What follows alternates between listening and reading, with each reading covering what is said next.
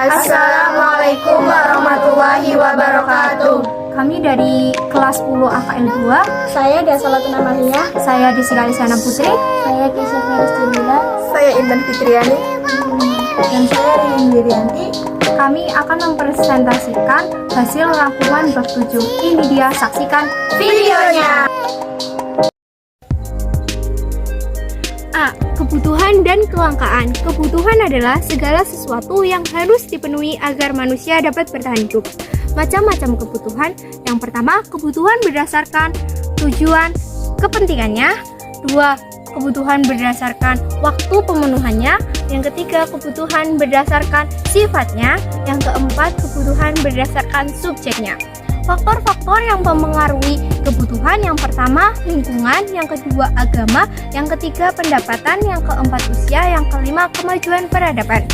Alat pemuas kebutuhan ada 3 macam. Yang pertama, alat pemuas kebutuhan berdasarkan benda lain. A. Benda substitusi. 2. Benda komplementer. Yang kedua, alat pemuas kebutuhan berdasarkan tujuan penggunaannya. A. Benda produksi. B. 2. Benda konsumsi. Yang ketiga, alat pemuas kebutuhan berdasarkan cara memperolehnya. A. Benda ekonomi. B. 2. Benda bebas. Nah, kelangkaan dapat terjadi akibat faktor-faktor berikut ya. Yang pertama, pertumbuhan penduduk. Yang kedua, sifat manusia. Yang ketiga, perkembangan teknologi. Yang keempat, democration effect. Yang kelima, kerusakan sumber daya alam akibat ulah manusia. Yang keenam, keterbatasan kemampuan manusia dalam memperoleh sumber daya alam. Lanjut. B. Tindakan, motif, dan prinsip ekonomi.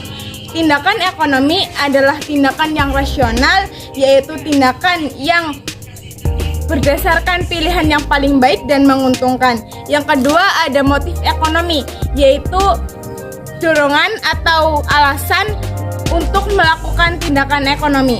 Yang ketiga, ada prinsip ekonomi, yaitu cara berpikir manusia untuk melakukan tindakan ekonomi, yaitu dengan pengorbanan secara tertentu dan hasil yang sebesar-besarnya, atau pengorbanan sekecil-kecilnya dengan hasil tertentu. Prinsip ekonomi ada 3, yaitu prinsip ekonomi dengan konsumen, prinsip ekonomi dengan distributor, dan prinsip ekonomi dengan produser.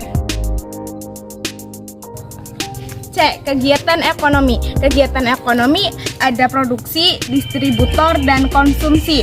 Distribusi adalah kegiatan untuk menghasilkan barang atau jasa agar dimanfaatkan oleh konsumen. Yang kedua, ada distributor. Distributor adalah kegiatan penyaluran barang atau jasa kepada pihak konsumen. Yang ketiga, ada konsumsi. Konsumsi adalah kegiatan mengurangi nilai guna barang atau jasa yang digunakan secara individu atau kelompok untuk memenuhi kebutuhannya. D. Pelaku ekonomi. Pelaku ekonomi merupakan pelaku yang terlibat. Pelaku ekonomi ada 3. 1. RTK, rumah tangga keluarga. 2. RTP, rumah tangga produsen atau perusahaan. Dan yang ketiga yaitu rumah tangga negara atau pemerintah. E. Permintaan, penawaran, harga, dan pasar. Permintaan adalah sejumlah barang atau jasa yang diminta masyarakat pada tingkat harga dan jangka waktu tertentu. 2. Penawaran. Penawaran adalah suatu barang atau jasa yang ditawarkan kepada masyarakat pada tingkat harga dan jangka waktu tertentu. 3. Harga. Harga dibagi menjadi 2, harga keseimbangan dan harga pasar. 4. Pasar. Pasar adalah tempat dilakukannya jual beli barang untuk kebutuhan sehari-hari. F. Inflasi. Inflasi diartikan sebagai gejala peningkatan harga barang dan jasa secara umum dan terjadi secara berlangsung dalam kurun waktu yang cukup lama. Penyebab inflasi terbagi menjadi 9. Yang pertama, tingginya permintaan. 2. Meningkatnya biaya produksi. 3. Bertambahnya jumlah uang beredar. 4. Keputusan perusahaan. 6. Kekacauan ekonomi dan politik. 7. Perilaku masyarakat. 8. Utang nasional. 9. faktor luar negeri. Tingkat inflasi. 1. Berdasarkan tingginya keparahan inflasi. 2. Berdasarkan sifat inflasi. 3. Berdasarkan asal inflasi. C. Dampak inflasi. Yang pertama, 1. Penurunan nilai dalam mata uang. 3. Pengaruh kesejahteraan masyarakat. 3. Distribusi pendapatan memburuk. G. Lembaga keuangan. Lembaga keuangan adalah suatu lembaga di bidang keuangan untuk memberikan jasa layanan kepada masyarakat yang memberikan dalam rangka memenuhi kebutuhan hidupnya. Jasa lembaga keuangan dibagi menjadi dua, yaitu lembaga non-bank dan lembaga non-bank. H. Uang. Uang merupakan suatu benda yang berfungsi mengukur nilai, menukar, dan melakukan transaksi keuangan. I. Pengelola keuangan. Pengelola keuangan merupakan kegiatan perencanaan, pemeriksaan, dan penggunaan. Cara pengelola keuangan ada 3. 1. Memahami keuangan. 2. Menghitung pendapatan. Dan 3. Mengalokasikan dana. J.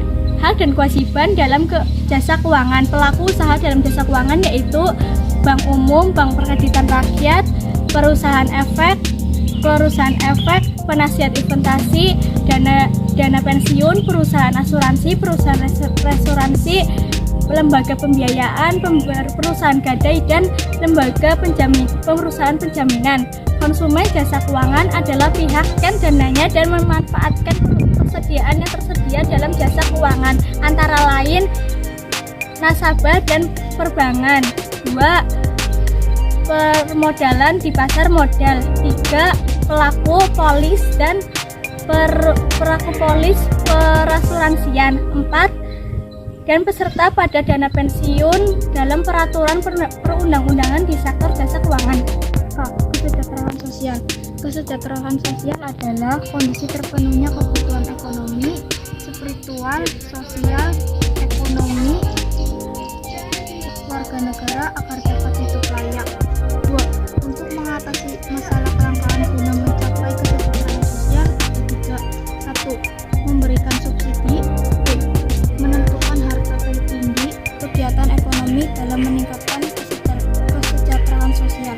Dalam rangka meningkatkan kesejahteraan, pemerintah melalui badan usaha milik negara atau BUMN, badan usaha milik swasta BUMS, dan koperasi menjadi pilar atau tiang utama pelaksana perekonomian Indonesia. Ketiga perusahaan ini adalah 3 pelaku dalam sistem ekonomi kerakyatan. Untuk mempelajari ketiga ekonomi usaha tersebut dan perannya bagi perekonomian negara dalam meningkatkan